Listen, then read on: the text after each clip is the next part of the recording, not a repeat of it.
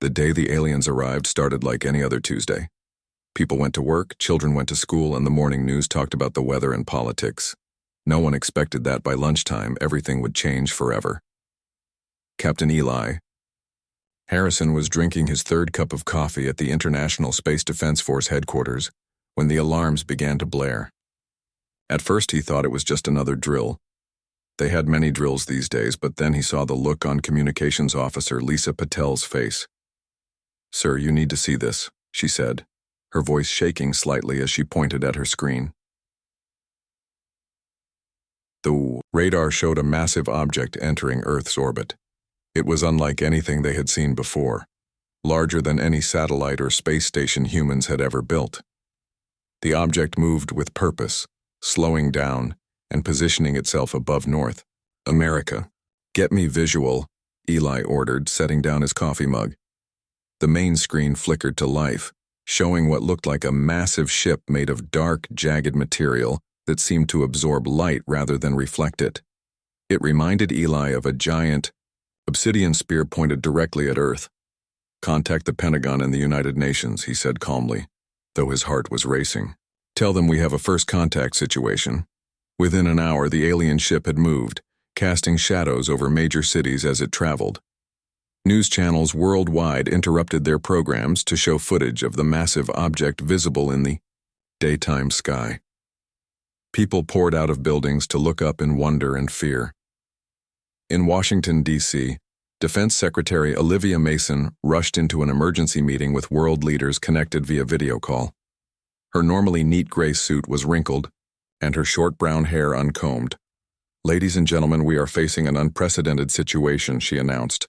"We've attempted communication with the vessel using all known methods but have received no response." Just as she finished speaking, screens worldwide went dark, then lit up with an image that would be forever burned into human memory. The alien had gray-blue skin with no hair. Its eyes were large and completely black, set in a face with no visible nose, just two small slits. When it spoke, its mouth barely moved, but a deep voice came through clearly. "People of Earth, we are the Craxian Empire. Your planet is now under our control.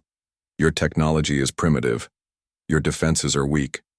You will surrender now, or you will be destroyed." The transmission ended as suddenly as it had begun, leaving stunned silence in its wake. At the Space Defense Force headquarters, Captain Harrison was already organizing Earth's response. "We need to establish communication," he told his team. "Not just to talk back, but to understand them." That's when Dr. Alan Price entered the room.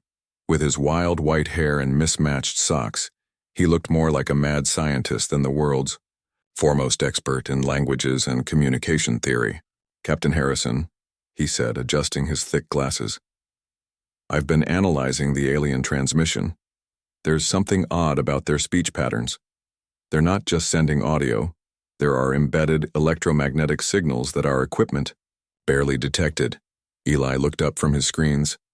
"What does that mean, Doctor?" "It means they might communicate on multiple levels simultaneously, and if we're missing half the conversation..." He let the implication hang in the air. While the governments of the world scrambled to respond, something unexpected was happening. In the small town of Riverdale, Nebraska, Diane Coleman was delivering mail along her usual route when she saw it, a streak of bright light cutting across the morning sky, followed by a distant crash that shook the ground beneath her feet. She stood frozen for a moment, letters still clutched in her hand, then made a decision that would change her life and possibly the fate of humanity. She jumped back into her mail truck and drove toward the plume of smoke rising from Old Man Jenkins' cornfield. By the time she arrived, a small crowd had gathered at the edge of the field, keeping their distance from whatever had crashed. The corn was flattened in a perfect circle, and in the center sat a small craft, still smoking but largely intact. It was made of the same dark material as the large ship in the sky, but was only about the size of a small car. "Has anyone called the police?" Diane asked, approaching a neighbor. "Lines are all busy," the man replied. "Everyone's trying to call about that thing in the sky." Diane took a deep breath and did something brave and possibly foolish. She walked into the cornfield, toward the crashed ship. As she got closer, she could feel heat radiating from the strange metal. Then, with a hiss and a pop, a section of the craft slid open, releasing a cloud of vapor. Diane stepped back, heart pounding. A figure emerged from the ship, stumbling and clearly injured. It was one of them, a Craxian, but smaller than the one from the transmission. Its suit was torn, revealing that gray-blue skin underneath. It looked at Diane with those large black eyes and made a sound somewhere between a chirp and a groan. Then it collapsed. Without thinking, Diane rushed forward. The alien was hurt, and regardless of what their leader had said, she couldn't just let it suffer. She knelt beside the fallen creature, noticing how its skin seemed to pulse with faint light where it was injured. Meanwhile, in space, the large Craxian ship had launched smaller vessels that now descended toward major cities around the world. In New York, Tokyo, London, and dozens of other locations, the aliens established footholds with frightening speed and efficiency. At the Pentagon, Defense Secretary Mason received the first reports of alien troops on the ground. "They're not killing civilians," a general reported with confusion. "They're setting up perimeters and collecting things." "What things?" Mason asked. "Books, movies, art." They seemed particularly interested in museums and libraries. Dr. Price, who had been brought to the Pentagon to assist, looked thoughtful. "They're studying us," he said, "learning about us before they make their next move." In Chicago, Major Frank Dawson led the first military response. His squadron of fighter jets approached the alien craft hovering over the city. "Remember, this is a show of force only," he told his pilots over the radio. "Do not engage unless fired upon. I repeat, do not engage." But as they approached, the alien ship emitted a pulse of energy that disabled their electronics. The jets plummeted from the sky, and though the pilots ejected safely, the message was clear. Human weapons were no match for Craxian technology. Back in Nebraska, Diane had managed to drag the injured alien into her garage. She couldn't take it to a hospital, and she couldn't leave it to die. She had placed it on an old mattress and was trying to figure out what to do next when she noticed its eyes watching her. The alien made a series of clicking sounds, then raised its hand slowly, pointing at Diane, then at itself. It was trying to communicate. "I'm Diane," she said, pointing to herself. "Diane." The alien's skin shifted color slightly, becoming less blue and more purple. It pointed to itself and made a sound that Diane couldn't hope to pronounce. "I'll call you Flicker," she decided, noting how its skin seemed to change colors like a flickering light. "Don't worry, I'm going to help you." As night fell across America, Captain Harrison stood before a bank of screens showing chaos around the world. The first day of the invasion was ending, and humanity had been caught completely unprepared. But what no one yet realized was that the Craxians were unprepared too. Unprepared for humans like Diane Coleman, who saw a wounded enemy and chose compassion over fear. Unprepared for the human capacity to adapt, to think outside rigid structures. Unprepared for what humanity would do next. The war had just begun, but its course was already shifting in ways no one could have predicted. 2 weeks after the Craxians arrived, the world had changed completely. Their ships now hovered over every major city. Their soldiers walked the streets of towns and villages across the globe. Humans who fought back directly were quickly defeated by technology far beyond Earth's capabilities. Major Frank Dawson stood in the ruins of what had once been downtown Chicago, his uniform dirty and torn. Around him, his surviving squad members checked their weapons and tended to wounds. Their last attack against the alien base had been a complete failure. They had lost half their team, and not a single alien had fallen. Their shields just absorbed everything we threw at them, said Lieutenant Carrie Wells, wiping blood from a cut on her forehead. Bullets, grenades, rockets, nothing worked. Frank nodded grimly. And did you see how they moved? It was like they knew what we were going to do before we did it. The Craxian soldiers were unlike any enemy humans had faced before. They wore armor that shifted colors to blend with their surroundings. Their weapons fired energy pulses that could disable electronics or stun humans without killing them. Most disturbing of all, they seemed to communicate without speaking, moving, in perfect coordination. At the Pentagon, now operating from an underground bunker, Defense Secretary Olivia Mason reviewed the latest reports. The news wasn't good. Conventional military tactics were failing everywhere. We need a new approach, she told the group of generals and advisors gathered around the table. We can't win this with bullets and bombs. Dr. Alan Price cleared his throat. For days, he had been analyzing Craxian communications with a team of linguists and computer experts. We've made a breakthrough, he announced. The Craxians don't just talk with sounds like we do. They also use electromagnetic signals, like radio waves, but they generate them naturally from their bodies. It's as if they're broadcasting and receiving at the same time. He pointed to a screen showing wave patterns. Each emotion and thought seems to have its own signature. When they communicate with us, they're only using part of their language. Olivia leaned forward. Can we use this somehow? Maybe, Alan replied, pushing his glasses up. We might be able to create devices that can detect and even mimic these signals. But there's something else even more interesting. We've been analyzing the data they're collecting, and it seems they're especially focused on our entertainment, movies, books, TV shows. In a small house in Nebraska, Diane Coleman was making progress of her own. The injured Craxian she called Flicker was recovering slowly. At first, they could only communicate through simple gestures, but now they had developed a system of drawings and symbols. Diane pointed to a rough drawing of the large Craxian ship. Why did you come here? She asked slowly, even though she knew Flicker couldn't understand her words. Flicker's skin changed to a deep purple color that Diane had learned meant serious or important. The alien pointed to a drawing of a Craxian, then to a drawing of a human, then made a slashing motion with its hand. You came to fight us? Diane asked. Flicker made a sound that Diane now recognized as agreement, then did something new. It pointed to its head, then to the drawing of humans and made a motion like its head was exploding. Diane frowned, trying to understand. You thought something about us? Something scary? Flicker's skin pulsed with light. It picked up a pen, awkwardly in its three-fingered hand, and drew a new picture. Humans with large teeth and claws, standing on piles of bodies. Diane gasped. You thought we were monsters?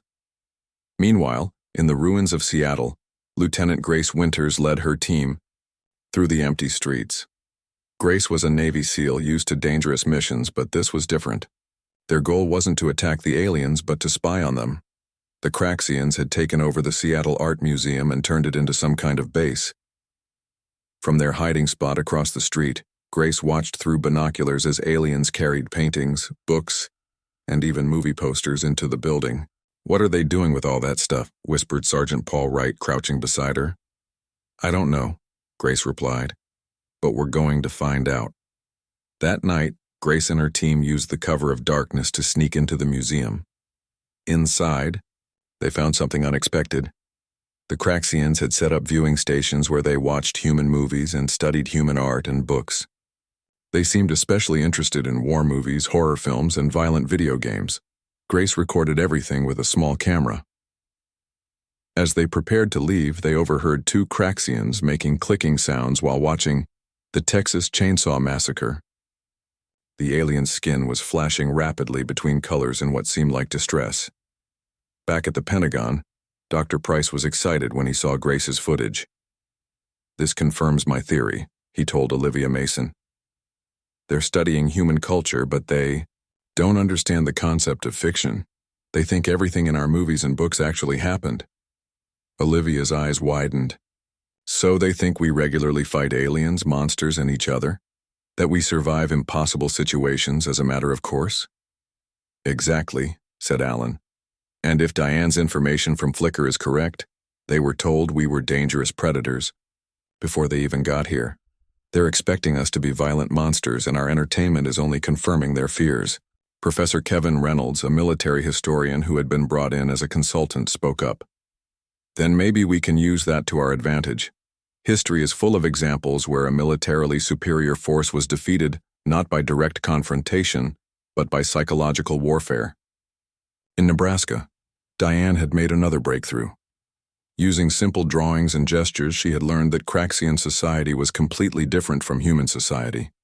They had no concept of individual choice or freedom. Every Craxian was born into a specific role and followed orders without question. "So you were told to come here and fight us?" she asked, pointing to Flicker, and then to a drawing of Earth. Flicker made the agreement sound, then drew a picture of many small Craxians, looking up at one large one giving orders. "Your leaders decided and everyone just followed orders," Diane said, understanding dawning on her face. Flicker touched the drawing of the large Craxian, then made a motion like speaking, then pointed to its own head and made the explosion gesture. Again. "Your leaders told you something about us. Something that scared you," Diane said slowly. Flicker's skin turned a deep blue that Diane now knew meant sadness or regret. It drew another picture. Humans hunting Craxians, humans experimenting on Craxians, humans destroying whole planets. Diane was shocked.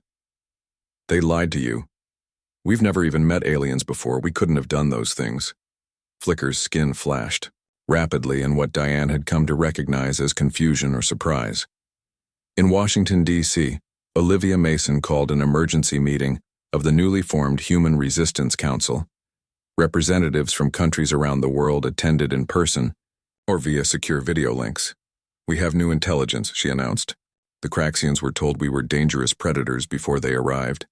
They expected us to be monsters. And now they're studying our entertainment, our movies, books, and games.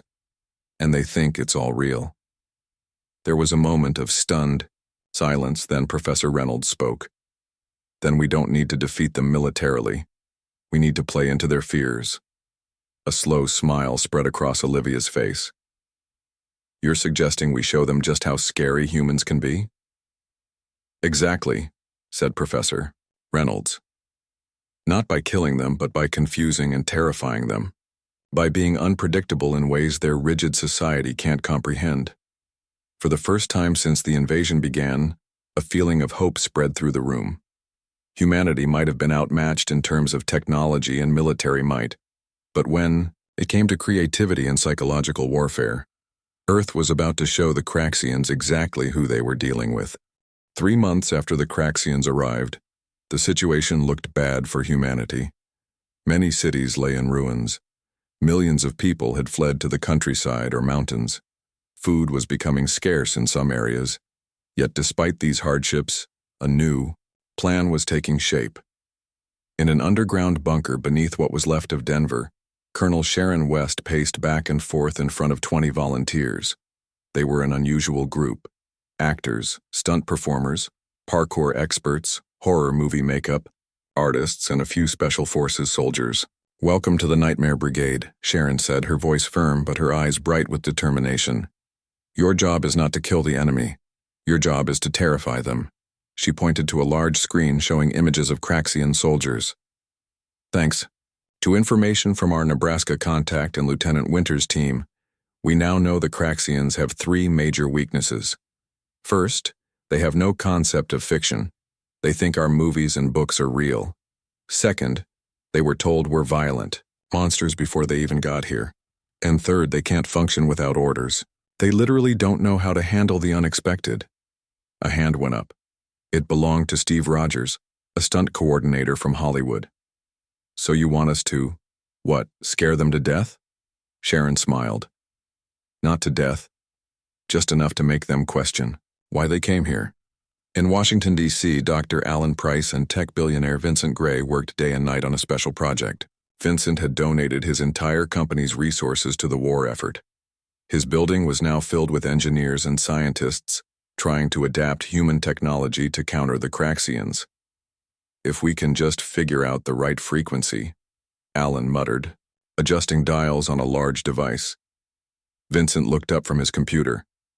"Try 142.7 megahertz. Alan made the adjustment, and suddenly the screen in front of them showed the interior of a Craxian ship. They had successfully hacked into the aliens' communication system. "We did it!" Alan exclaimed, his tired face breaking into a wide grin. "Now for Phase 2, Vincent said, turning to a team of video editors waiting nearby. "We need to put together the most terrifying compilation of human behavior ever created.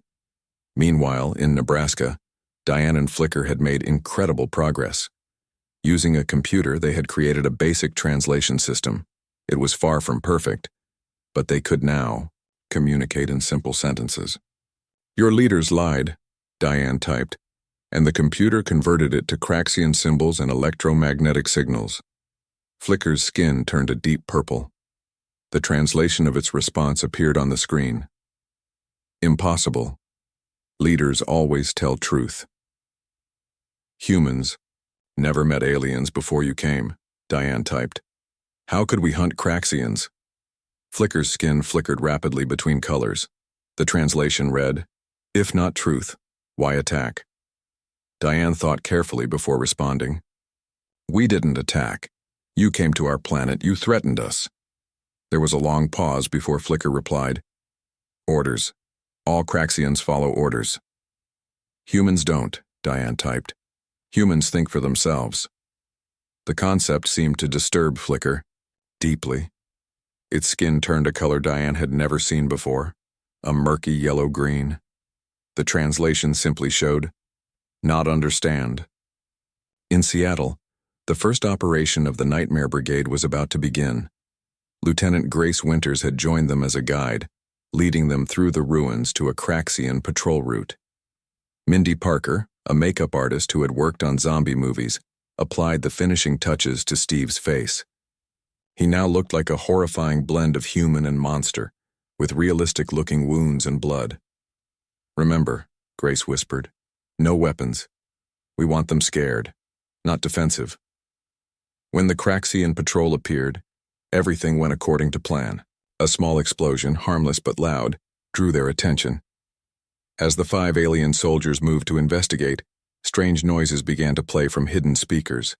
They were recordings of human laughter mixed with animal growls, played at different speeds to create an unsettling effect. The Craxian soldiers pulled out their weapons, their skin flashing with what seemed to be alarm signals. Then Steve emerged, from the shadows, looking like a mutilated human who somehow was still alive. He laughed maniacally and ran straight toward them. The Craxians fired their weapons, but Steve had already ducked into a prepared hole in the ground, appearing to vanish into thin air. More monsters appeared from different directions, laughing and moving in unpredictable patterns. The Craxian soldiers began to make high-pitched sounds. Their skin flashed rapidly between colors. Their perfect formation broke as they backed, away in different directions. Then, without warning, they fled. The operation was a complete success. Hidden cameras captured everything. Back in the Denver bunker, Professor Kevin Reynolds watched the footage with Colonel West. "It's working," he said, his voice filled with cautious optimism. "They're not programmed to handle this kind of psychological stress." At the Pentagon, Dr. Price and Vincent Gray were ready to launch their part of the plan. They had created a special broadcast that would play on all Craxian communication channels. It was a carefully edited compilation of human behavior, designed to confuse and disturb the aliens. The broadcast began with scenes from horror movies, showing humans surviving impossible injuries. It continued with footage of extreme sports, people jumping off cliffs with wingsuits, surfing giant waves, and willingly entering burning buildings to save others. It showed crowds of humans moving in what would seem to Craxians like completely chaotic patterns, each person making their own decisions rather than following orders. The final touch was audio, the sound of human laughter layered over everything. Dr. Price had learned from Diane that Craxians found human laughter particularly disturbing. They had no equivalent expression in their culture, and interpreted it as a sign of madness or battle frenzy. In orbit around Earth, Admiral Zextur watched the broadcast with growing concern. The humans were not behaving as expected. Reports were coming in from all over the planet of human monsters who didn't die when shot, who appeared and disappeared without technology, who laughed while facing deadly weapons. Even more disturbing were the communications Dr. Price had hacked into. Instead of begging for mercy or fighting with proper weapons, humans were sending messages directly to Craxian soldiers. Messages filled with Earth's most terrifying legends and stories, presented as warnings or threats. They knew we were coming, one soldier reported, skin flashing with fear signals. They say they've been waiting for us. They say we're the 18th species to try to invade and no one has ever succeeded. Another reported, humans don't need ships to travel in space. They can survive in vacuum. They're just letting us think we have superior technology. Admiral Zexatur knew these reports couldn't be true, and yet the evidence of his own eyes. He watched footage of humans running toward danger, laughing. He saw them jumping from great heights for entertainment.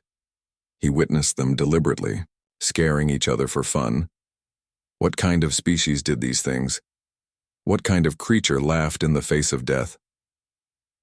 For the first time since the invasion began, Admiral Zexatur felt something he had never experienced before: doubt. 4 months into the invasion, something strange was happening. Craxian troops were showing signs of stress. Some refused to leave their ships. Others ran away when they saw humans approaching. Their perfect formation and discipline were breaking. Down Admiral Zexatur paced the command deck of his flagship, his skin shifting between dark purple and an uncomfortable green color. Reports from Earth made no sense. His soldiers spoke of humans who could not be killed, who laughed at danger, who seemed to know what Craxians would do before they did it. Admiral, his second-in-command said, another squad has gone silent in the human city called Boston. Send reinforcements, Zexatur ordered. Sir, we sent reinforcements yesterday. They also went silent. Zexatur's skin flashed with anger.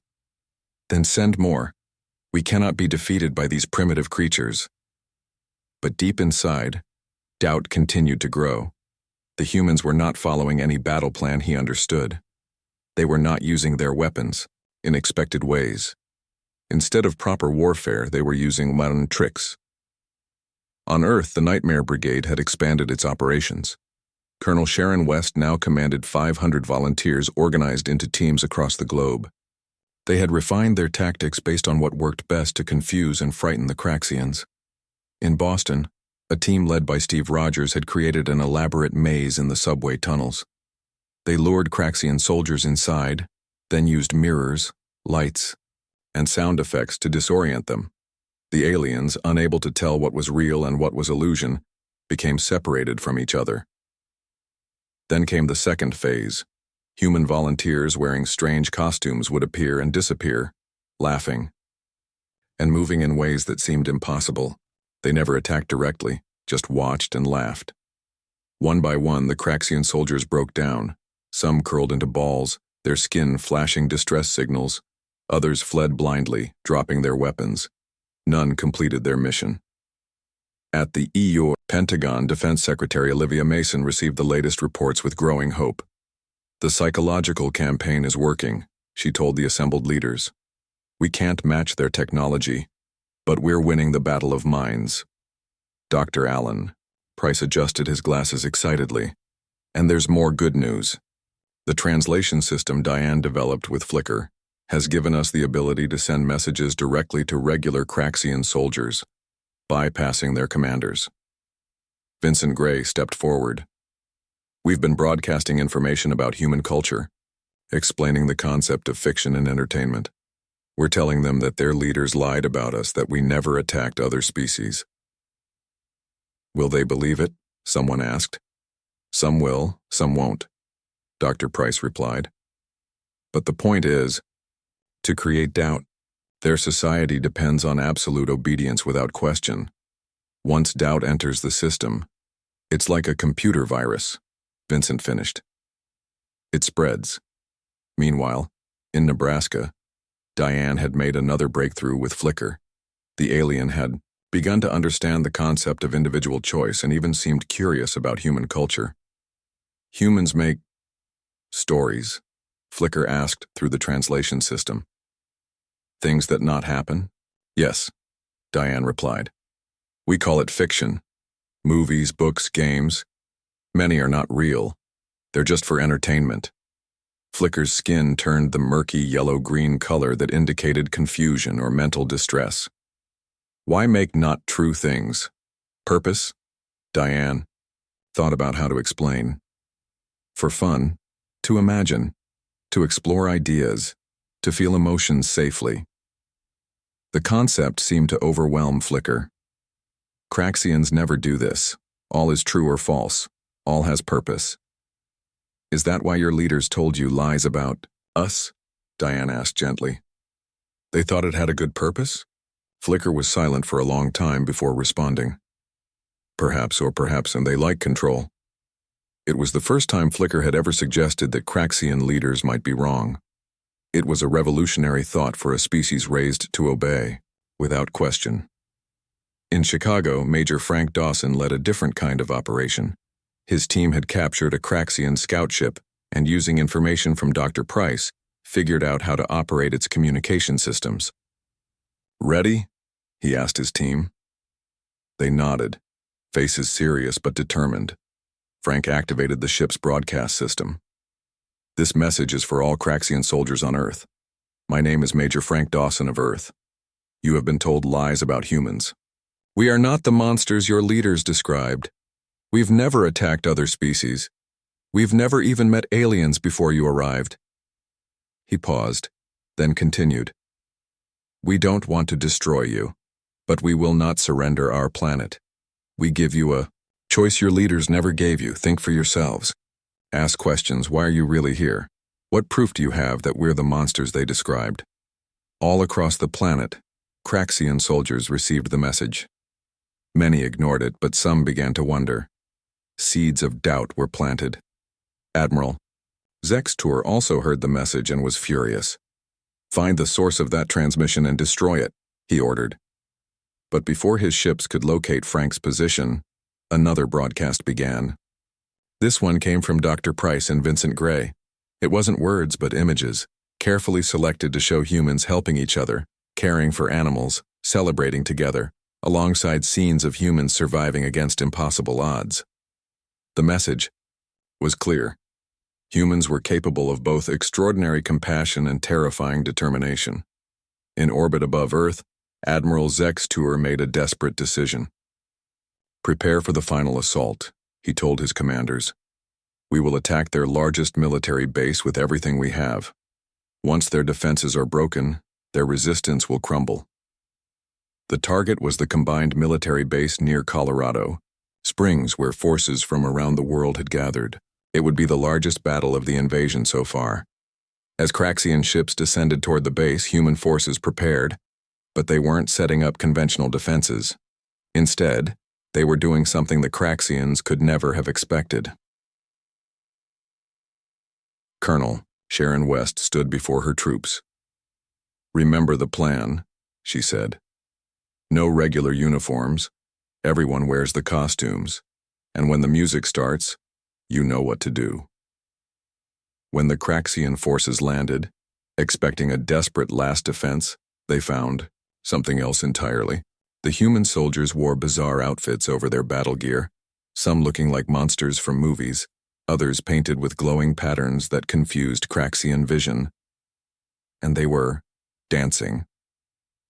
As the aliens hesitated in confusion, speakers began blasting a mix of heavy metal music and laughter at high volume. The sound disrupted the Craxians' sensitive hearing and interfered with their electromagnetic communication. Then the human soldiers began to move forward, not in organized military formations, but in seemingly random patterns.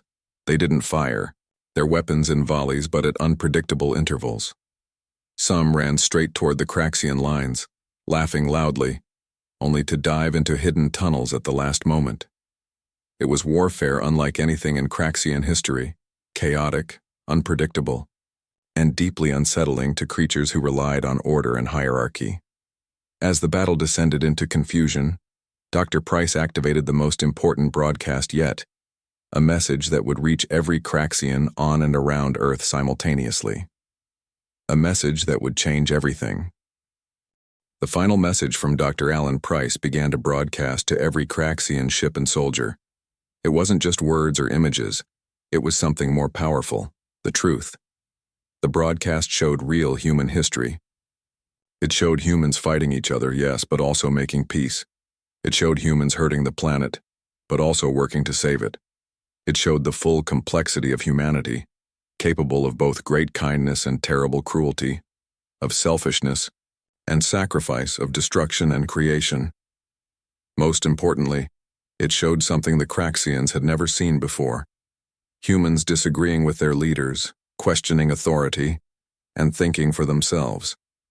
"We are not the monsters you were told we are," Dr. Price's voice explained in the Craxian language.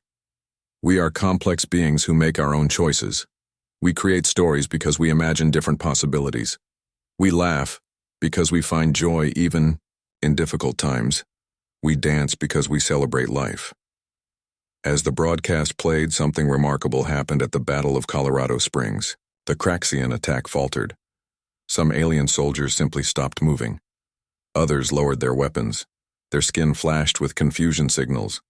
Admiral Zex Tour, watching from his command ship, could not believe what he was seeing. "Continue the attack," he ordered. "Obey your orders." But his words had less power now. For the first time, Craxian soldiers were wondering why they were fighting. They were questioning their orders. The carefully structured hierarchy of their society was breaking down in real time. In orbit, more problems appeared. Several Craxian ships stopped responding to commands. Two collided as their pilots became distracted by the broadcast. Others powered down their weapon systems. Admiral Zextour's second-in-command approached him, skin flashing with anxiety. "Sir, we are losing control of the fleet. The soldiers are asking questions." "Questions?" Zextour roared. "Craxians do not ask questions.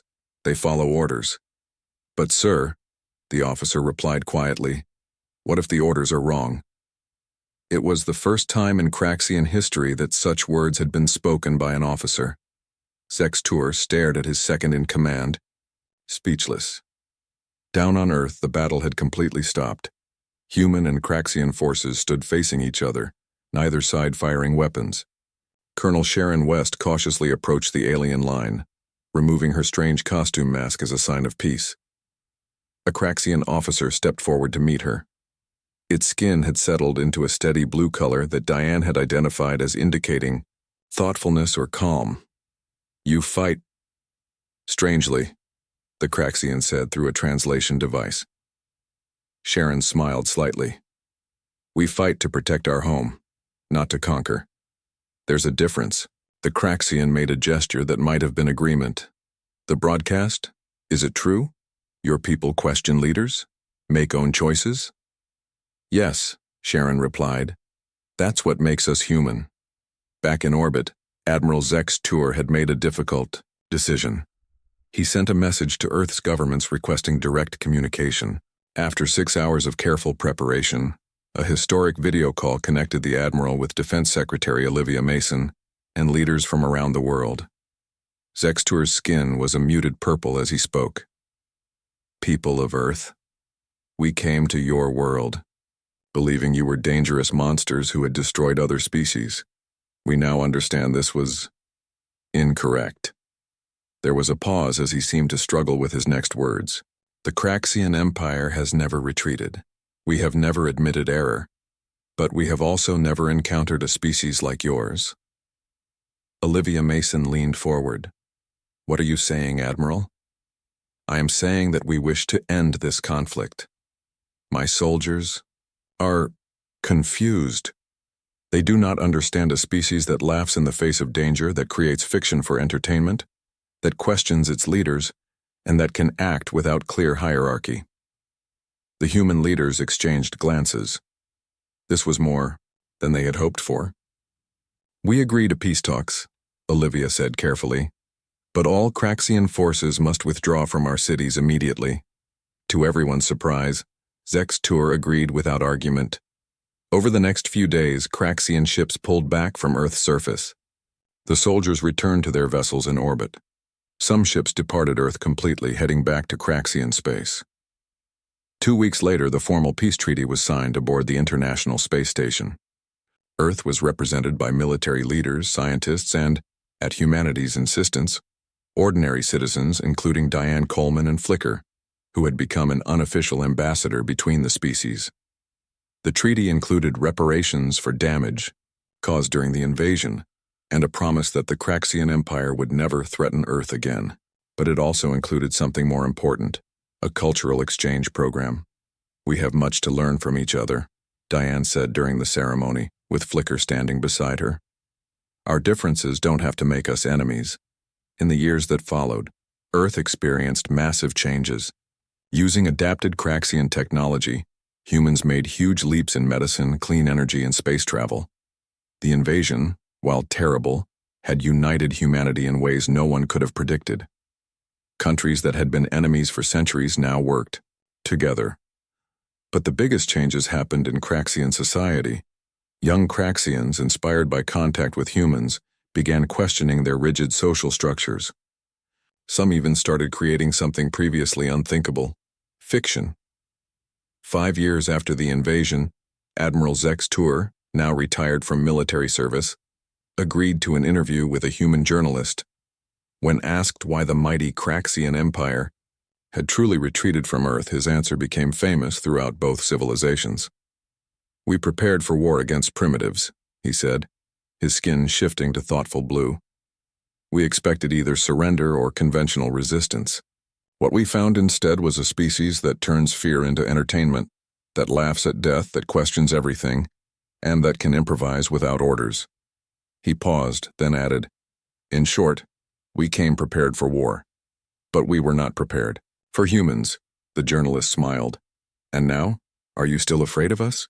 Zextur's skin flashed briefly with what humans now recognized as the Craxian equivalent of laughter. "Afraid? No. Cautious? Always. You humans are teaching our children to question authority and to make up stories. Some days I think that is more dangerous than any weapon." On a small farm in Nebraska, Diane and Flicker watched the interview together. Several young Craxians played in the yard outside with human children, their skin flashing with bright colors that indicated joy. "Do you regret staying on Earth?" Diane asked her friend. Flicker's skin turned a warm orange color. "Never. Craxians need to learn what humans know, that questions are good, that stories help us understand, that sometimes the best path is not the one you were ordered to follow."